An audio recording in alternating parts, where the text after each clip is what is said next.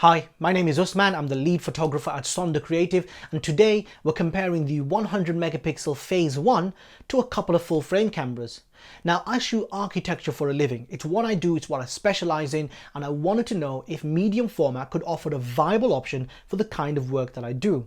So in this video, we're going to have the 100 phase back on a Linhoff technical camera, and we're shooting with a 40mm Rodenstock lens.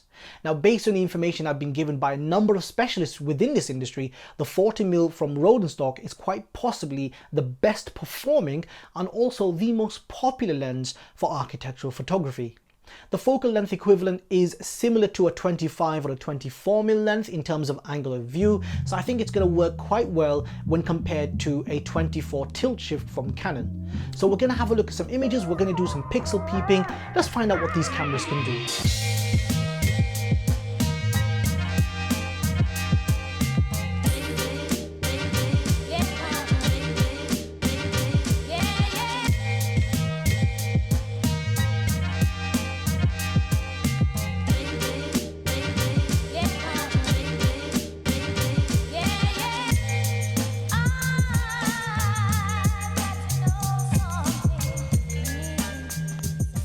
Okay, so before we start looking at the images and start getting into the comparison, I just want to add a little bit of context to this video.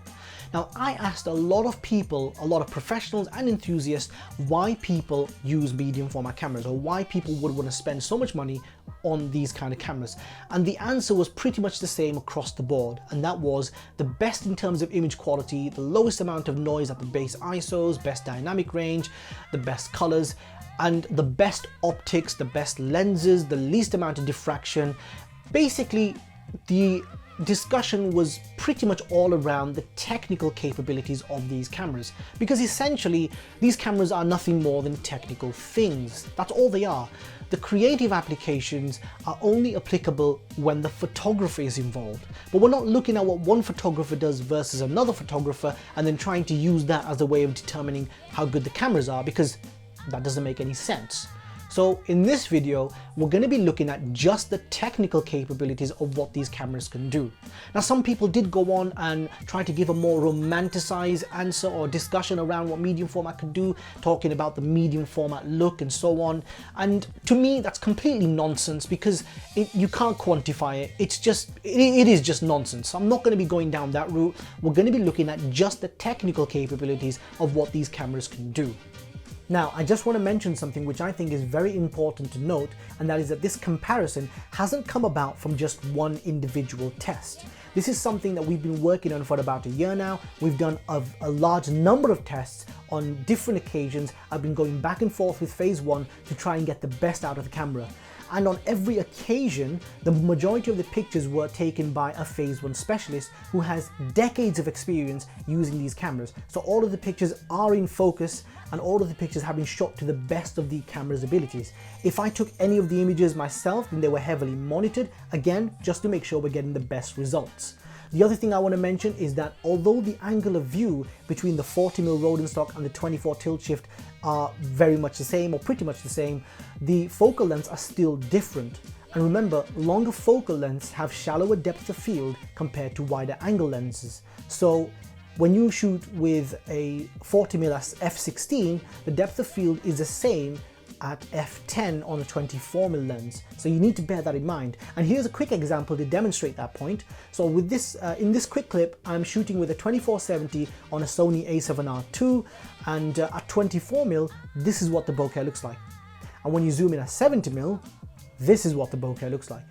Now you can see there's a dramatic difference in the background blur, and we haven't changed the aperture or the distance to the subject. All we've done is change the focal length, and even on the same lens, you're getting this much of a difference. So with that in mind, let's crack on with the comparison. Let's have a look at these images. Right, so now we have all of the images opened up in Capture One. We've got images from the A7RII, the Canon 5DSR, and the Rodenstock and Phase 1. The LCC has already been done, and you can see how the images don't have any color cast issues anymore. So they look quite clean in terms of the colors. Now they've been shot at various apertures, so I've gone from f5.6 to f8, f10, f16 and f22, and I've done the same with the Canon and the Sony. So this is the first one. This has been shot at f5.6. So if we compare that to the Canon version, ignore the composition. We use the internal spirit levels inside the phase one back to try and get everything level. Doesn't look like it's worked perfectly, but we're going to ignore composition anyway. So at f5.6, Canon 5DSR on the left, phase one on the right. Let's just quickly zoom in. And at this level, there isn't a huge difference in terms of performance. If you look at the brickwork over here, the Canon does look a tiny bit sharper, and especially on the clock section as well. It's the tiniest amount of difference, but it's still there. And remember, this is double the resolution as well, so the lens is hiding behind those extra megapixels too, so bear that in mind. But even with that extra megapixel count, it's not sharper than the tilt shift from Canon. Now moving over to the edges of the frame, and you can see how much sharper the Canon tilt shift is. I mean, in the center, there wasn't that much of a difference. Yeah, it was kind of here and there, but on the edges, the Canon is much sharper than the Rodenstock lens. And you can see how much of a difference that is. Look at how soft this is. And in fact, you're seeing a little bit of fringing on the edges as well, which you're not seeing on the Canon lens. Look at how much clarity that is on this image versus this. A lot of the brickwork and the detail in the brickwork is being lost. At f8, if we zoom in to the center, we'll just zoom in a little bit more. At this aperture, I find it quite difficult to tell them apart. I really do. Even in the brickwork, I'd say that the Rodenstock sharpens up really well at around f8. You've got a lot of detail, but it's not better than the tilt shift. They're on par. They're on, I mean, it's incredible how well the tilt shift lens is doing against the Rodenstock on the phase one. At f8, they're basically neck and neck in the center. Going to the edges of the frame again, and again you can see a clear winner here. The Canon is still much sharper on the edges of the frame compared to the Rodenstock. Look at the difference. It's a huge difference. Stopping down to f10, so we're now on f10 on both the Canon and the phase one, and the Rodenstock starts to lose some of that sharpness. You can see the brickwork over here, it's not as sharp. The Canon is still retaining a lot of that detail. It is a tiny bit softer than it was at f8, but it's not losing the detail that the Rodenstock lens is. Now the Rodenstock lens does sharpen up really well on the edges around f10, but it's still not quite as sharp as the Canon tilt shift. The Canon tilt shift just sharpens up even more at around f10. Now, I'm going to show you f16 side by side as well, but here's something to bear in mind. The depth of field that you're getting on the Canon tilt shift at f10 is about the same as you would on the Rodenstock at f16. So stopping the Rodenstock down to f16, you would only need to stop down the Canon to f10 to get the same results in terms of depth of field. So in practical uses, you would never stop down the Canon more than that. Because why would you? There's no reason to stop it down. And I'll show you the difference between f10 and f16, but I'll also show you what f16 looks like side by side.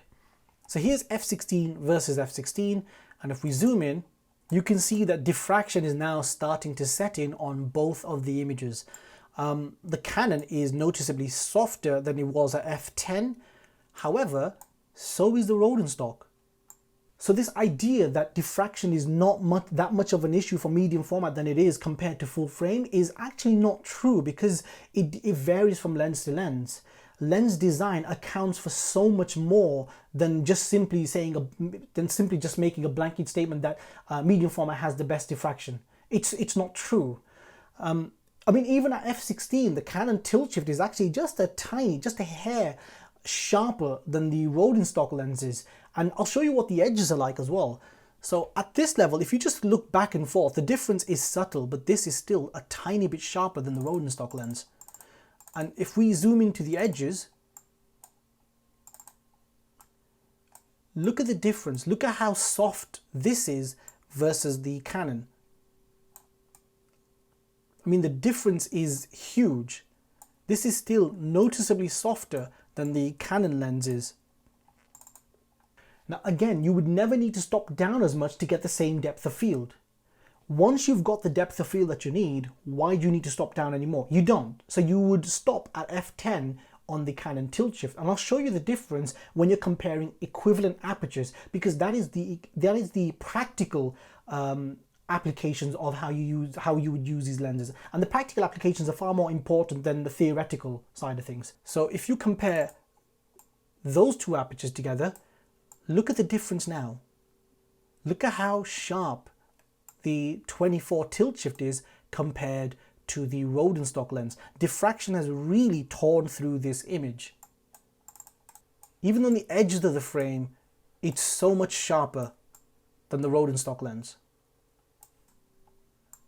And at f22, the difference is huge. f16 versus f22. Again, you're getting a much deeper depth of field with this one than you would with this one. Now the other comparison that I did very quickly was dynamic range. It's not something that I did extensively, and it's not a lab environment test, but it's going to give you an idea of how they perform. So firstly, let's look at the shadow recovery. So we've got the phase 1 image over here, and we're just going to increase this by 3 stops and just recover the shadows quite dramatically. And here we have the Canon. We're going to do the same with the Canon. 3 stops there, and then recover the shadows too. So put them side by side, and you can now start to see the noise coming up in the Canon image. The phase 1 is cleaner, but look at the difference. It's actually not that much. Obviously the phase 1 is better. You can see some loss of detail there where you're not seeing that in the phase 1 image. This is obviously down to the resolution as well, but still the phase 1 is doing better. Now if you do the same comparison against the A7RII, the difference is immense. Look at how much noisier the phase 1 image is versus the A7RII. The A7RII is clean, ridiculously clean. And again, I've increased it by 3 stops and 100 in terms of the shadow. And look at how clean, and you haven't got that loss of detail that you did with the 5DSR. Yes, this still has more detail, but that's only because of the resolution. So in terms of shadow recovery, the A7RII is better. The 5DSR isn't that bad, but phase 1 is somewhere in between. I mean, that's incredible. By the way, the phase 1 is the best medium format camera that you can buy. It's much better than the Hasselblad, and in terms of the sensor and how they do their processing, it shoots at ISO 50, so it's going to be much cleaner across the board. It's just a much better sensor. But shadow recovery, the A7RII is better, and the 5DSR is holding up quite well. So when it comes to highlight recovery, we've got the 5DSR there and the 100 phase there, and if we just recover these highlights, you can see that it is doing a pretty good job on the Canon. Let's do the same on the phase. And the phase 1 is obviously recovering much more. It's a much more pleasant recovery as well. You haven't got those weird tones in the highlights. Yeah, so phase 1 obviously beats the Canon with highlight recovery. Let's do the same with the Sony.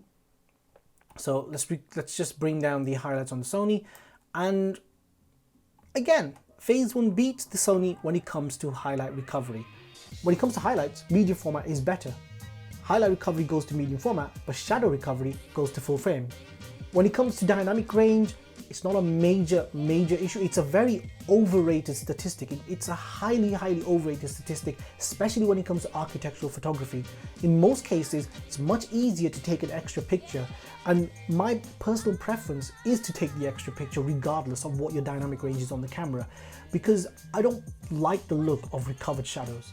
I much rather have an extra image that I could use to blend in rather than recovering shadows. I just don't like the look of recovered shadows.